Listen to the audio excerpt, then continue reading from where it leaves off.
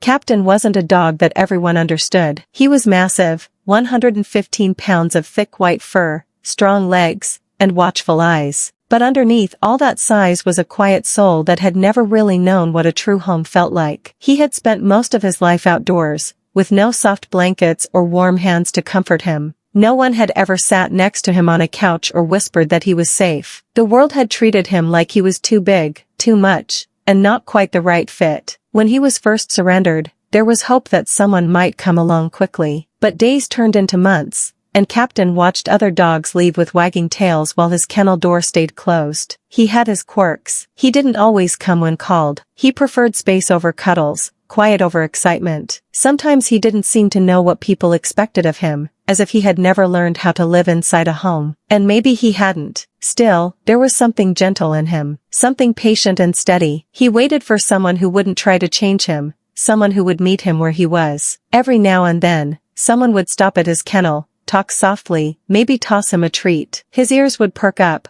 eyes full of hope, but most walked away. He wasn't flashy or small or instantly affectionate. He was just Captain, strong, quiet, and waiting. One day, an application came in that felt different. A couple named Bruce and Bridgitte had seen a video of Captain, and something clicked. They weren't looking for the perfect dog. They were looking for a companion. A dog who could enjoy the wide open spaces on their land. A friend for their miniature dachshund, Guinea, who had been feeling a little lonely. Something about Captain's calm nature stood out. He didn't need to be taught how to be sweet. He just needed someone to believe he already was. When the couple arrived to meet him, there was a sense of peace. Bruce knelt down on the ground, stretched out next to Captain, and looked at him like an old friend. Captain didn't rush forward or bounce with excitement. He stood still, watching carefully, and then he moved closer, slowly, like he knew this moment mattered. It was the kind of meeting that didn't need many words. There was just one question left. How would Guinea react? She was tiny and bold, the kind of dog who made her opinions known. She stepped up to Captain, sniffed his paw, then turned and walked beside him like she had always known him. No barking, no tension, just quiet acceptance. That was all it took. The adoption was official. Captain was going home. On the ride to his new life, his tail stayed low but wagged gently. His eyes moved from the window to his new people,